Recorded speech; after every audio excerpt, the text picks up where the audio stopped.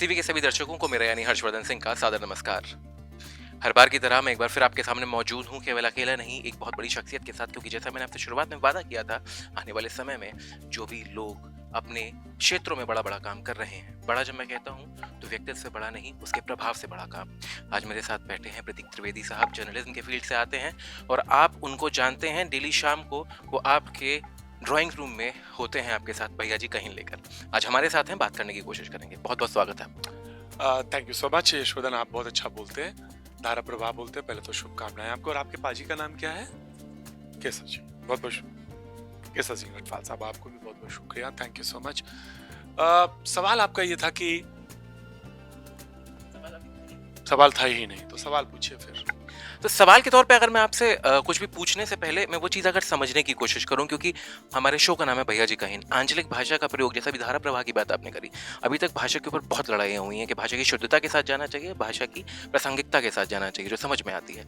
आपका जो अभी तक का पूरा सफर है उसमें प्रासंगिकता ज़्यादा नजर आती है, कैसे कहेंगे इस चीज़ के बारे में? देखिए, मैंने शो बंगाल में भी किया, कर्नाटक में शो किया, चैलेंज था मेरे सामने लैंग्वेज का। अभी मैं आपके इंस्टीट्यूट में मौजूद था लेक्चर में, किसी ने मुझे बांग्ला में सवाल किया। मेरी लैंग्वेज नहीं है बांग्ला, लेकिन मैंने उससे कन्वर्सेशन किया। 28 दिन में बंगाल का टूर करके आया, 1 महीना में कर्नाटक के टूर करके आया। आंचलिकता की आपने बात करी, रीजनल की, शुद्धता की बात करी आपने। ऑफ कोर्स शुद्धता जरूरी है, अच्छा लगता है, सुनने में अच्छी लगती है, लेकिन सवाल इस बात का है कि आप सरल से सरलतम कैसे हो सकते हैं। Television is all this. आप जीवन में तो हो ही सरल, लेकिन जब आप कोई चीज कन्वे कर रहे हैं और जब आप कम्युनिकेशन में हैं, तो सरलतम होना उसकी पहली शर्त है। और वो पहली इसलिए क्योंकि कोशिश वहां तक होनी चाहिए। तो मैं ये कोशिश करता हूं, और इस संदर्भ में मैं जहां भी होता हूं, चाहे अवध के रीजन में हूं, रोहेलखंड के रीजन में हूं, चाहे उत्तर प्रदेश में बात कर रहा हूं, और चाहे मैं मिथिला में हूं, वहां बिहार में, और चाहे मैं मध्य प्रदेश में या हिमाचल में, कर्नाटक में, बंगाल में, मैं कोशिश करता हूं कि इसेंस लेने की कोशिश करूं और उसको रोचकता की, क्योंकि टेलीविजन में महत्वपूर्ण चीज है और एक वो है presentation, how you present yourself, और कंटेंट। तो जो कंटेंट है उसको कैसे आप सरल कर सकते हैं, उनकी स्थितियों, परिस्थितियों, काल के अनुसार प्रस्तुत कर सकते हैं, ये सबसे महत्वपूर्ण चीज है। तो शुद्धता अच्छी लगती है, किसी को भी अच्छी लगेगी शुद्धता, लेकिन हाँ, उसका जो डिस्टॉर्शन है वो हे नहीं है, वो त्याज्य नहीं है। उसको स्वीकार करने के साथ साथ उसमें बहुत सारी वर्क संभव है। हर एक चीज़ को समाहित करने की जो क्षमता है, जो शक्ति है, वही मेरे ख्याल से उसकी खूबसूरती की बयान की होती है। दूसरी तरफ मैं जानना चाहूँगा, आपने भी बात करी सरलता की और शुद्धता की, भाव में, विचार में, उस तरीके से। नीचे बहुत सारे स्टूडेंट, छात्र छात्राएं, विद्यार्थी थे जो कि शायद अपने भाव के साथ बहुत सरल थे, मगर कुछ चीज़ जटिल सीखने जा रहे हैं। क्या चीज़ है, क्या बातें हों? जटिल, मैंने वही कहा, जटिल क्या है? जटिल आप अपने अंदर पहले कोई चीज कंसीव करके आ जाते हैं, तब वो जटिल हो जाती है। सरल तब आप हो जाते हैं जब आपको लगता है कि नहीं, मुझे सीखना है। जब आप कहीं जाते हैं विद्यालय में, तो आप ये मान के चलिए कि हम सीखने आए हैं, कोई चीज समझना चाहते हैं, एक्सपर्ट के साथ बैठे हैं, तो आपके लिए चीजें सरल हो जाएंगी। लेकिन अगर आपने ये सोच लिया है कि मेरे पास तो अहम ब्रह्मास्म का ज्ञान है और हम पंडित हैं, तो आप पांडित्य करेंगे, वहीं आप फेल हो जाएंगे। पत्रकारिता में वहीं फेल हो जाएंगे।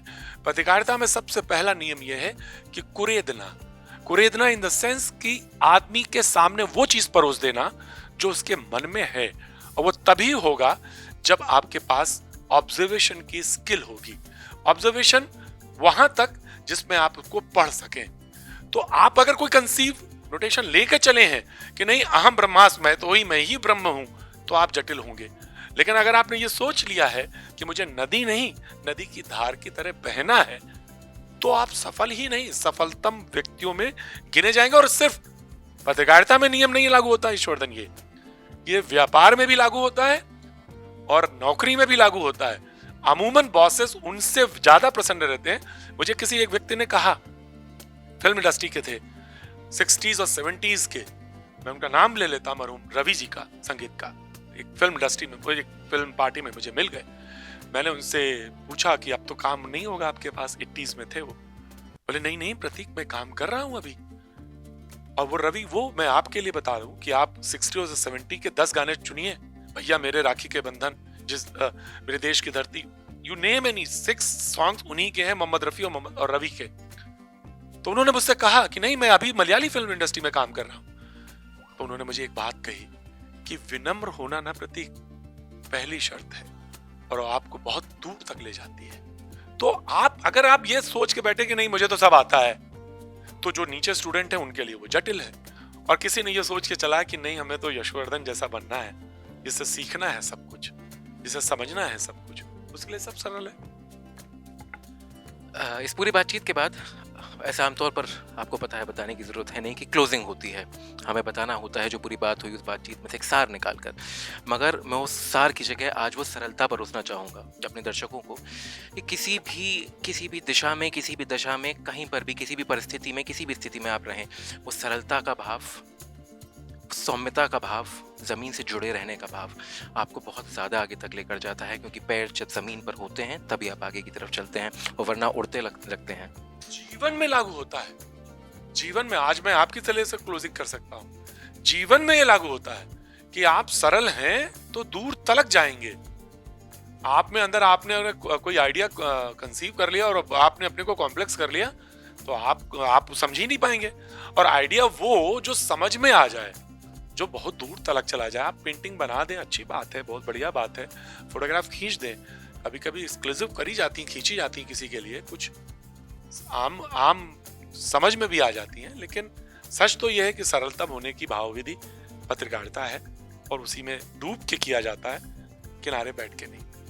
एक इस पे शेर याद पड़ता है, क्योंकि आज आप सामने बैठे हैं और हम जिस एक परिवार से आते हैं उसी का अभी एक अदना सा सदस्य मैं हूँ, जिसके शायद मेरे ख्याल से अब एक बहुत बड़े स्तर के सदस्य हो चुके हैं। बड़े स्तर जब मैं कहता हूँ, जी हुई ज़िंदगी के आधार पर। इस पूरी एलओबी में एक शेर आता है कि सफ़र की हद है वहाँ तक के कुछ निशा रहे, चले चलो कि जहाँ तक ये आसमां रहे, और ये क्या कि उठाए कदम और आ गई मंजिल, मज़ा तो तब है कि पैरों में कुछ थकान रहे। क्या बात है, याद आ गया। अब ले लीजिए, उसके बाद फिर इसको बंद क्लोज करते हैं कि ए मौज तलातम गैरत कर तूफान से, ए मौज तलातम गैरत कर कश्ती को भंवर में फिर ले जा, वो देख तेरी नाकामी पे कम ज़र्फ किनारे हंसते हैं।